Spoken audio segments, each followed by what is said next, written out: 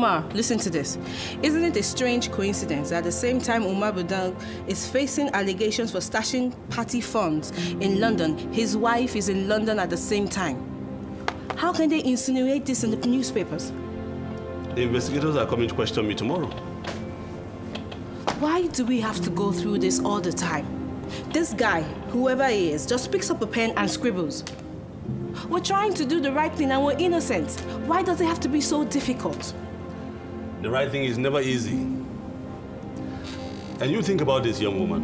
When you've got a lot of people talking about you, it means you've got people scared. That's good, isn't it? At a point there, Alice, I thought you had crossed over to the other side. Well, just because someone is in your position doesn't mean that they can't make sense. Do you think I'm making sense? Of course, but I agree with Umar's point that to make a great nation, you should tell her people that they are great people. Otherwise, you would have a nation filled with well-fed individuals, none of who identifies with our green passports. You have a point there. But the opposition must never know that I admitted that fact. Okay, I'll try not to tell him. Hi, Zuma. Well, if he could act like a human being and probably show that he's scared once in a while, maybe things will be better. How are you doing? You know, I have a feeling like this has happened before. You know what I mean? Like deja vu. What? It's French. It means... Okay, no, don't bother. You were saying? Yeah, all this just reminds me of way back when I was just starting politics, you know, when I was trying to play Boy Scout and believe that democracy could have its way. And all I got in return was failed elections and false rumors. And all the guys that did all the breaking of the rules, rigging and cheating, won all the elections. And from then I just told myself, what's the point? You know? You guys are just standing and gisting. I thought we had a debate to get ready for. Yeah. Right, sir. Call Ajala and Sikak and let's get to work.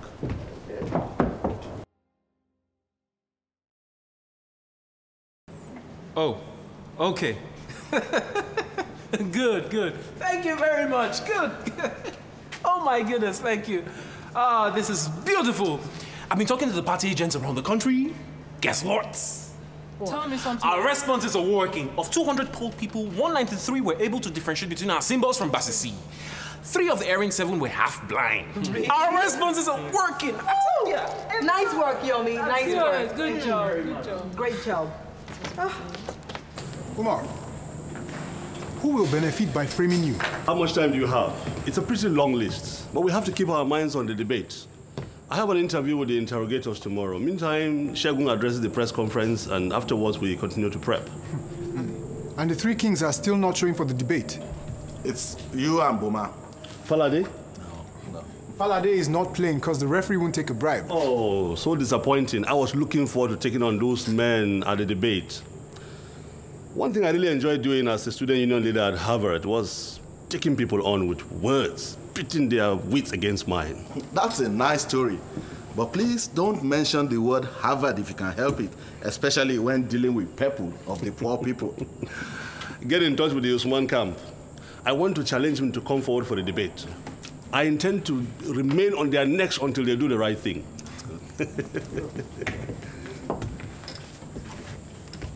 Our aggressive awareness campaign about our party symbol has begun to pay off. Now supporters can clearly identify the thumbs-up symbol.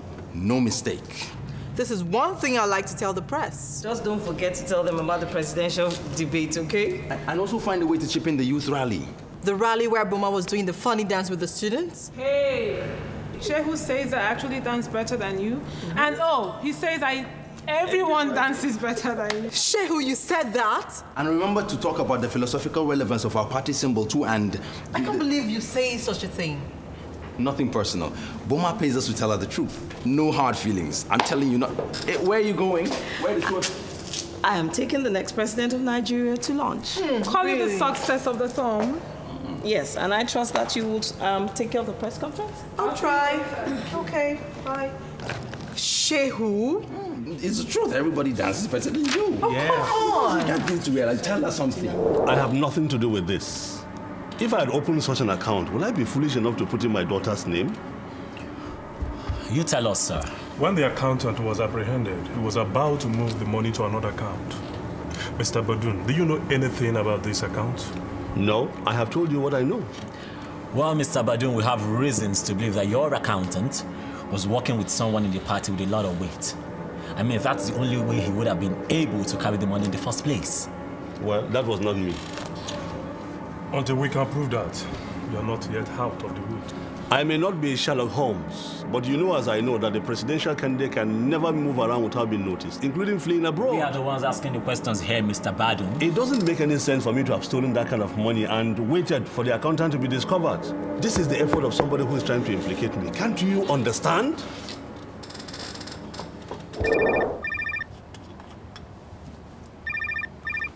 Hello, Tari. How are you? Fine, sir. Hope you're in perfect health. Don't worry about me. I will survive. If my ulcer did not kill me, then nothing else will. So what's new? Information just reaching Umar Badung from the party chairman saying that Dangaskia is trying to defect to the BEF, Falade's party. So what else? Dangaskia has suggested defection to quite a number of other party members. The interesting part is that Dangaskia told them all the same thing.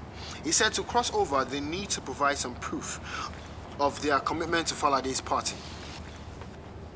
Proof? Yes, proof. A sizable amount of cash. The party chairman tried to find out if Dangaskia was bringing money as well to be allowed to join the party, the BEF, but he met a brick wall. He got the impression that whatever Dangaskia was bringing was something Falade really wanted. Okay. Then basically everything will come also because Joma is going to be president. Excuse me, please. I'm really sorry. I'll take it from here. Thanks. What? What's going on now? Boma is going to address the press. Is that part of some plan I'm not aware of? Does anyone know what she ate at the restaurant? I have no idea.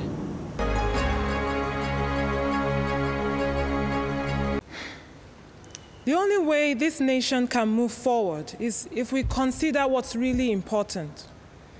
It's not about this, or even this. Political symbols don't matter. When you think about it, it's just that, symbols. But what a presidential candidate stands for, and how he intends to make the lives of suffering Nigerians better, that is what is important. Does anyone remember the ₦1 note? Whose picture is on it? Herbert Macaulay, right? If I were to ask you what this man looks like, you would say to me, oh, it's that guy with the funny mustache and the bow tie. But if I were to ask you the role that that man with the bow tie played in gaining us our freedom that we are enjoying today, how many of you will be able to give me details of it? Are we looking at the bow tie? Or are we looking at what that man stood for? Each time we pay for something with that currency note, do we stop and think about what that man did, the price that dear Mr. Macaulay paid in gaining us our freedom from colonialism? When you look at that currency note and you see that face staring back at you, you see the circles? Do you see the colors? Or do you see a man who stood for something right in the history of our nation? It is so easy to get carried away by shadows that we forget what the substance is. The ₦1 note has gone into extinction. We hope and we pray that our better judgment of what is true and what is right has not gone with it. To every candidate vying for the presidency of this great nation, I ask a question. Do you have an agenda for Nigeria? What is your plan for taking this country to a better future? To every voter, what do you desire for your country? Do you dream about the same Nigeria that Herbert Macaulay believed and hoped for? Do you scrutinize all the candidates to make sure that you vote into power somebody who can bring that dream alive? A Nigeria of peace, of unity, and of progress. To the presidential candidates, I remind you that we owe this country a lot more than our pictures and our symbols. We owe the people an understanding of what we stand for, so that maybe, for that reason, they may want to put our faces on the next currency note. But what's most important, they will know if we are the right people to vote for. Let's all show up at the presidential debate and let us talk to Nigerians. We owe it to the people, we owe it to the nation, and we owe it to ourselves. Let the people know what you intend to do and how you intend to lead this country when you get into power. And may the best man or woman win. Thank you. Umar, you look good on the 2,000 naira note.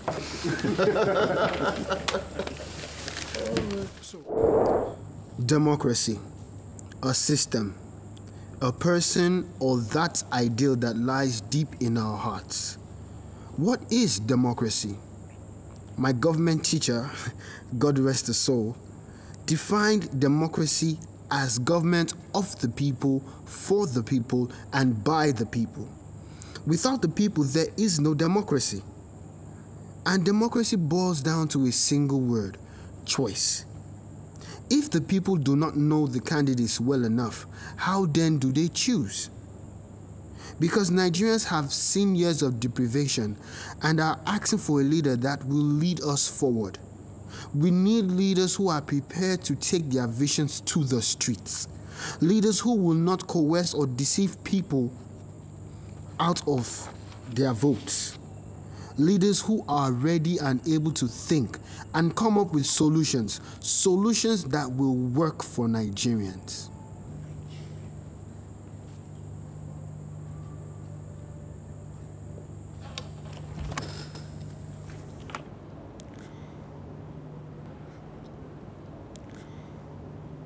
Someone once said, the elections are won and lost in 1 square foot of real estate, the mind. To win an election, the candidates have to win the minds of the people over.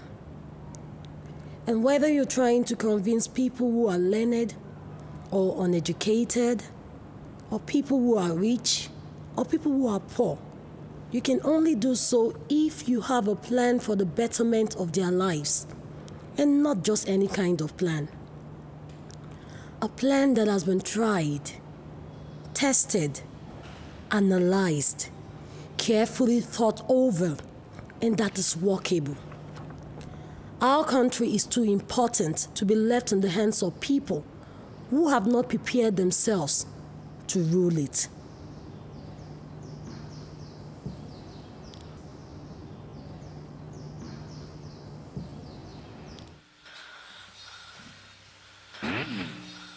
Did I just see Dan Gaskia on TV being arrested? You did. The accountant was brought into the country last night. Dan Gaskia suspected that the accountant will soon spill the beans and the cops come knocking. Dan Gaskia was arrested just in time. Are we rich again? See, the accounts have been unfrozen, which means your booklets can go to the printers this evening and be printed overnight if need be. I'm calling the printers immediately.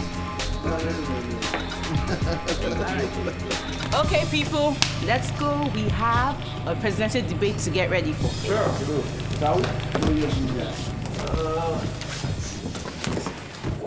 So this is what she looks like. Who? Vorang, press secretary to Boma Pepo. Oh, she's cute. Thank you. Remind me to pass that information to Nkechi. Omar, no matter what happens, do not mention the word welfare when you're discussing about your social policies, okay? Okay, okay. And even if they try to get it out of you, just stress on your qualifications and let them understand that you've worked in an administrative sector, okay? Yeah, just relax. You'll be fine. You guys are all tensed up. Look, everything is going to be fine. I can feel it. Confidence is good. Just don't overdo it. And yeah, and one more thing. Please don't give them the impression that your father already bought you the elections. The smart quotes on taxes. Shehu, I haven't forgotten. Relax. Ladies and gentlemen, welcome. We proceed to invite the presidential candidates to please take their stand. You ready? Ready as can be. All right. Alice, I don't know how you got me into wearing this ridiculous skirt suit. Oh, come on. This skirt suit is fabulous. You look great. Ready to do it? Ready. Come on. Presidential candidate Usman Amadou.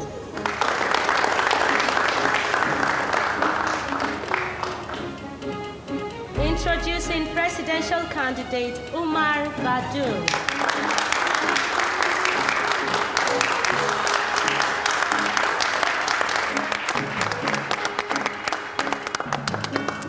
He's looking good. Yeah, I just hope he remembers everything I told him. Oh, Sika, we did everything we possibly can. Okay. Boma Pepo.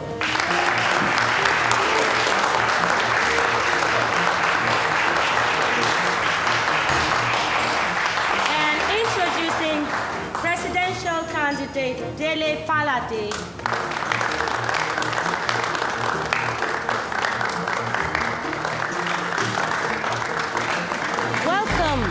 Ladies and gentlemen, to this year's presidential debate. As many of you no doubt have heard, this is a debate with a difference. And here is the difference. All 5 candidates here today are asking that the Nigerian people make them their president. Today, the Nigerian people have questions for you. Over the past week or so, the media houses of Nigeria have worked together to collate questions from the Nigerian people who represent the diversity of our country. We have questions from professors, children, drivers, doctors, the unemployed, and also the elderly.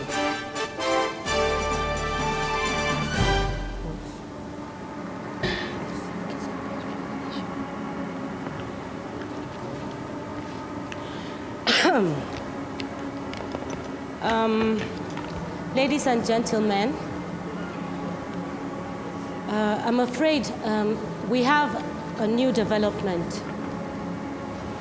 What's going on? There is a major worldwide public health situation that has just developed. And everyone, please remain where you are. Please remain calm. This is an emergency situation, and nobody can leave the building. What is she talking about? Please remain where you are.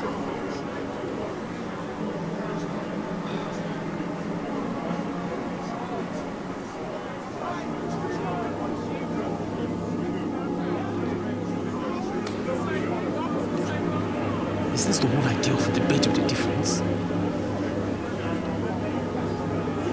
Is this some kind of a joke?